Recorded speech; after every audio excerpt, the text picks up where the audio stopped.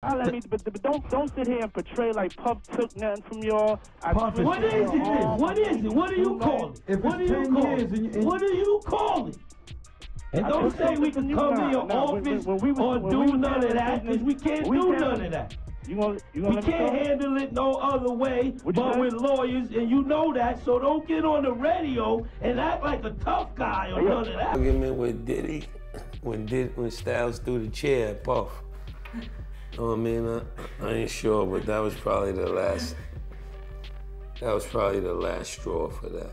It's no secret that Diddy screwed over countless artists as the founder of Bad Boy Records. But did you know that the Lox were the first to publicly stand up to him and literally forced him to release them from their contract with some wild threats? After their initial success with their debut album on Bad Boy, the Lox, Styles P, Sheek Louch, and Jadakiss quickly realized that signing with Bad Boy was a huge mistake. But unlike many other artists who just took it on the chin, these guys decided to fight back, literally. I'm talking about throwing a chair at Diddy and threatening his life on live radio. The Lox were absolutely fearless, and they weren't about to let Diddy screw them over without putting up a serious fight. So if you want to hear all the details about how the Lox got Diddy shaking in his boots, stick around, because I'm about to break it all down for you. I ain't gonna get caught up in this. I'm a grown-ass man, man. You're a coward. And I don't take nothing. You're a thief, you're a coward. Don't say you're a thief. Okay. You're a thief. Come to the office, man. The legendary Yonkers trio, the Lox, have been in the game for decades, and they've never once pretended to be something they're not, with their hard-hitting, no-nonsense approach to their craft. Jadakiss, Styles P, and Sheek Louch practically define the raw essence of East Coast rap. Remember when they dropped their second album and called it We Are the Streets? Honey, nobody even dared to challenge that bold claim. Now, those newer fans who were introduced to the Lox during their years with DMX and the Rough Riders crew might not be familiar with the Lox Bad Boy era. See, before they linked arms with DMX, the Lox were under the wing of none other than Sean Diddy Combs, or as he was known back then, Puff Daddy. Just for context, the Lox first started making noise on the local scene and caught everyone's eye with the gritty demo tape produced by Jaz-O. And after that, major labels started lining up to court them. In fact, according to Sheek Louch, they even got the attention of the biggest West Coast label at the time, Suge Knight's Death Row Records. Suge was so impressed by the Lox that he actually called Sheek's house, practically begging him to sign with Death Row. Suge Knight on the phone. Called my mom's house. Sheek Knight called my mom's house. That's the time I'm like, yo, I go in my mom's room, get on the phone, kids go in the kitchen, use that phone. And we like, yo, what? And we, you know the long cords come around looking at each other like, yo, and Suge like, yo, I need y'all to come out here, man. Hot. And yada yada. I guess, before we signed with Puff. Yeah, crazy shit. Yeah, we had some bidding, God. But with the whole East versus West feud brewing at the time, the Warlocks weren't about to switch sides. And that's why they made their choice to sign with Bad Boy. But get this, the one and only Mary J. Blige was the mastermind behind it all. Way back in 1998, after the Lox officially signed with Bad Boy, Sheek told MTV, Mary was like a #1 fan for us. She was loving our music before anybody, and she just brought us to Puff. Puff was looking for a rap group at the time. It was instant. It just clicked like that. It was chemistry. The Lox got themselves into a multi-album deal with Bad Boy, and naturally, they were over the moon. Jadakiss later spilled the tea in an interview with Revolt, saying it was a no-brainer for them. And can you blame them? They felt like they hit the jackpot being on the same team as Diddy and Biggie. When we signed with Bad Boy, they was like the Chicago Bulls or the Lakers in the early 80s, you know what I mean? It was a no-brainer. Like they had the whole, yeah, B.I. was there. The whole world was trying to get next to B.I. was there. he embraced us, so that was a priceless feeling. You know what I mean? Being down with Diddy, the mogul of moguls, and being with Big, the lyricist of lyricists. That's a sandwich you don't mind being, you know what I mean? Yeah, it's a sandwich you don't mind being a part of.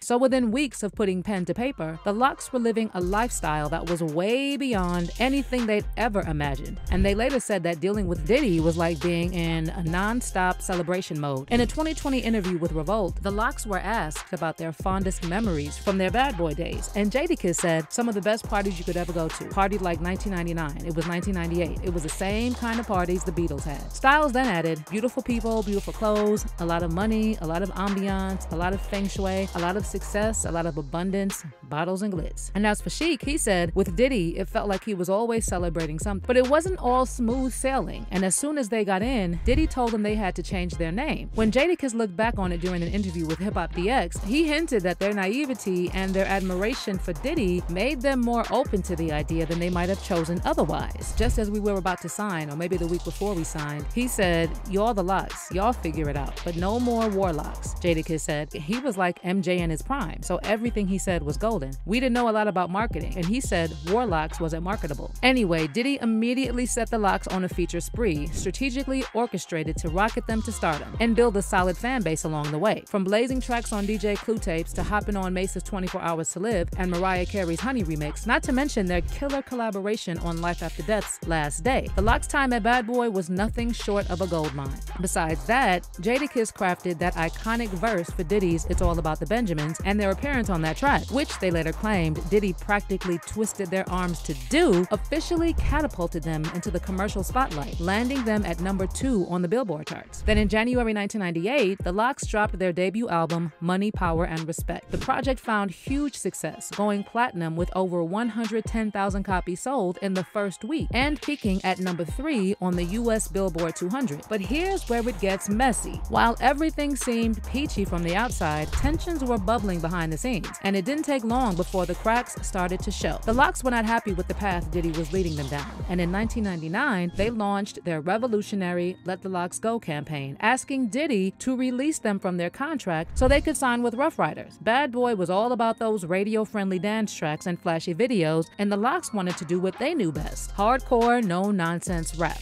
We just needed to be with a rougher label, Sheek Louch said, a harder label that fit our image. The Locks tried every legal trick in the book to break free from their contract, but despite all the fancy lawyers and conference calls, Diddy wouldn't budge. That's when the Locks decided to turn up the heat and showed up at a New York concert rocking Let the Locks Go t-shirts. This was like a match to gasoline, sparking a grassroots movement with fans rallying to free the Locks. I mean, the movement to get off Bad Boy was definitely a street movement.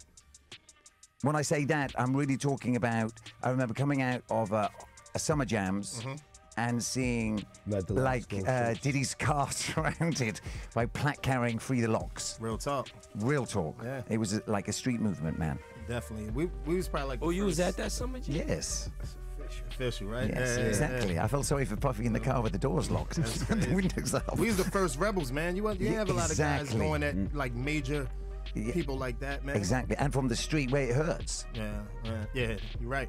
Yeah, man. Gotta know where your power lies, man. But when Diddy saw the Locks pushing back, he became even more stubborn about keeping them tied to Bad Boy. And that's when Styles decided it was time to show Diddy they weren't playing around. As Jadakiss later revealed in that now famous Hip Hop DX interview, things reached a boiling point when Styles actually threw a chair at Diddy. Came to a close. Do you remember the moment that you decided, like, I know there's probably friction for a long time, but do you remember the moment you decided you needed to leave Bad Boy to move on to the next chapter?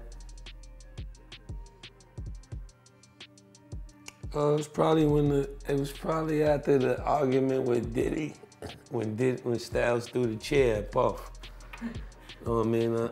I ain't sure, but that was probably the last straw for that. But prior to that, we was, it was conversations amongst the group and things like that, things of that nature. But after that little incident happened, I think that's when we decided to part ways. That little chair incident, combined with the public pressure resulting from the Free the Locks campaign, ultimately caused Diddy to release the trio from their contract. And it's interesting how even back then, Styles already knew what Diddy was all about, and he predicted that a whole bunch of other Bad Boy artists would follow their lead and ditch the label. "We really changed the game by doing that," Styles said. "It might take years from now, but other people are gonna do it. We made it so they don't have to be scared to speak up." So once the Locks broke free from Bad Boy, they found themselves a more down-to-earth record label that really understood where they were coming from. DMX's Rough Riders and the Locks were like a match made in heaven, and switching over to X's camp set the stage for their iconic second studio album, We Are the Streets. But the Bad Boy drama didn't stop there. Despite feeling at home at their new label, Styles, Jada, and Sheek still weren't ready to just let bygones be bygones. In backstage footage from their inaugural Rough Riders tour, the Lox were seen throwing some serious shade at those shiny suits that were all the rage in the bad boy Jiggy era. What we have here is these are the joints that made us famous. Just showing the transformation. That we hate. This is what got us. I don't know what they got us. These are what got us. I don't know what they got us. Nah, you know, this was the old us. So we gotta come out like this, you know. I ain't gonna tell you what we do, but Gotta catch the show. Yeah, you catch the show. You know the significance behind these. You know what I'm saying? We was this.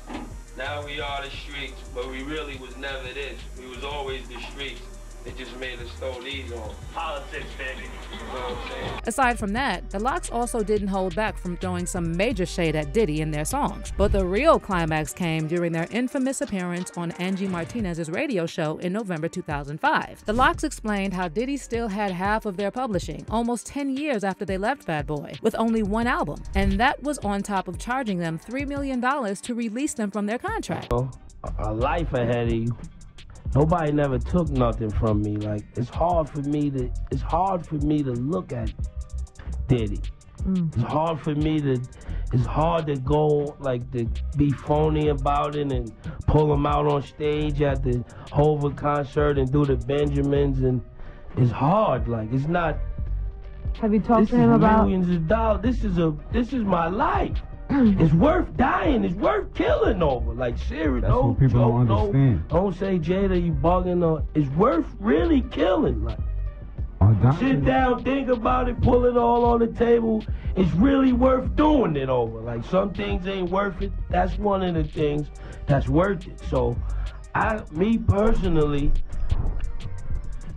I can't sleep sometimes. Like, I lose sleep. Like, I be ready to just black out. Like, how long have you been? Have you had the conversations with Puff about trying to buy it back? He's so much of a gangster with the paperwork. He'll tell you one thing, and then he'll tell his lawyer or people that represents him something else.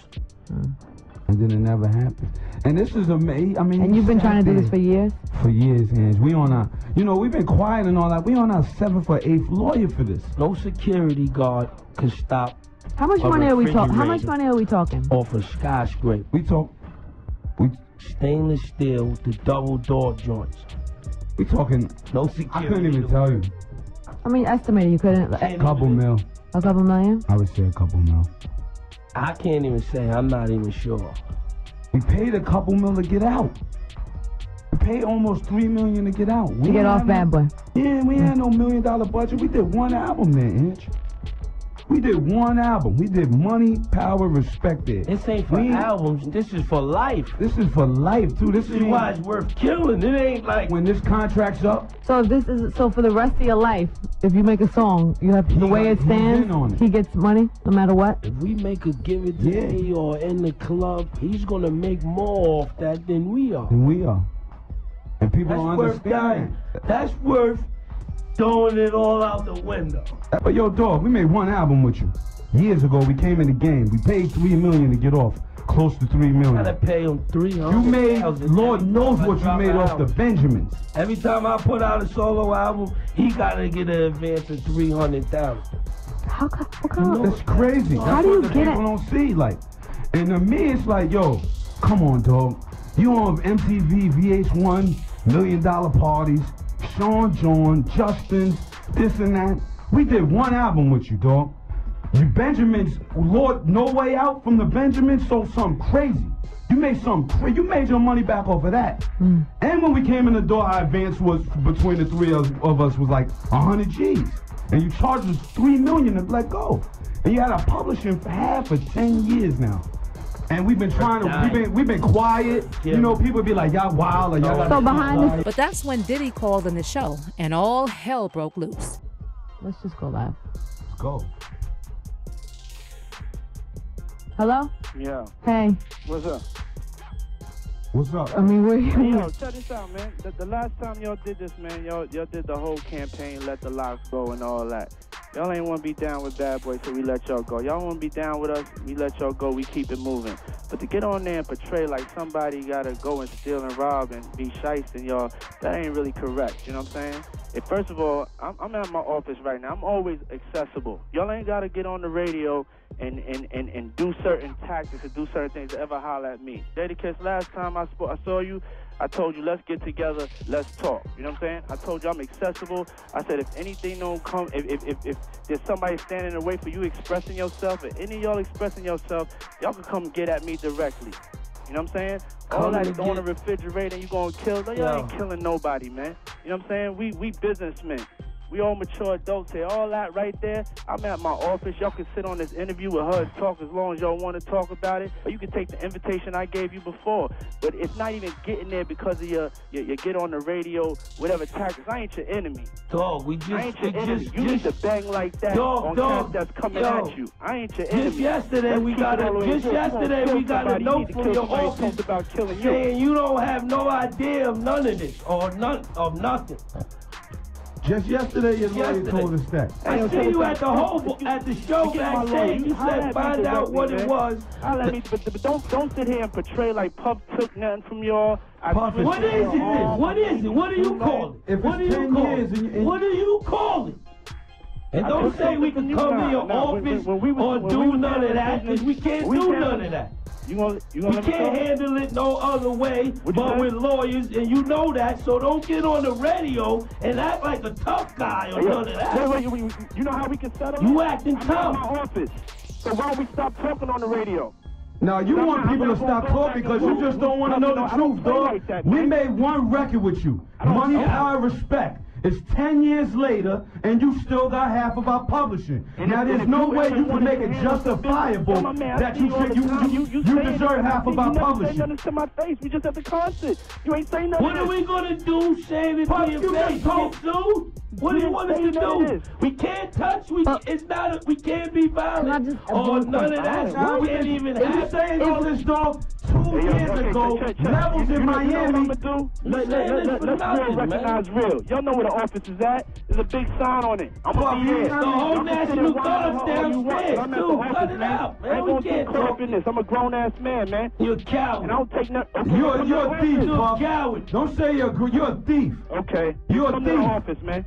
Come to the office so we can straighten it out there. Yo, how we just 3 guys you don't even mess with. You had your H2 publishing. You call me whatever you want. won't let his publishing go. I'm at the office. You don't let your man's publishing go. You will argue in front of New York.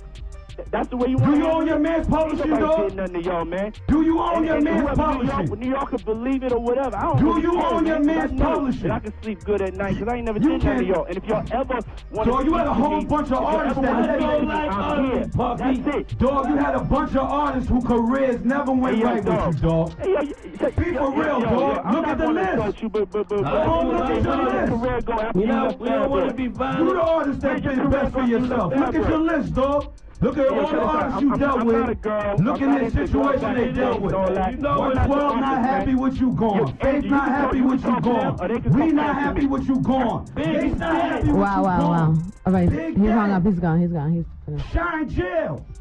And guess what? Jadakiss threatening to throw a refrigerator on Diddy actually did the trick. A month after that explosive exchange, Styles P broke the news to Angie Martinez that Diddy gave them all their publishing back. So even though the Lox' time at Bad Boy didn't quite match up to their expectations, it didn't stop them from becoming the icons of hardcore rap. And the fact that they've got throwing a chair at Diddy and threatening to throw a fridge on him on their resume, well, that just makes them even more iconic. One fan said, the Lox were emboldened to call Diddy out years ago. They made some bangers too. Glad they moved on to Rough Rider. Bet they're laughing amongst themselves now. And another fan added, now Puffy is getting it all back. Look how time reveals all. Lox didn't have to do nothing. He did it all to himself. But let me hear your take on the Lox versus Diddy drama. Do you think Diddy was worried that Jadakiss might actually follow through on those wild threats? Drop your comments below. And stay tuned for our next story.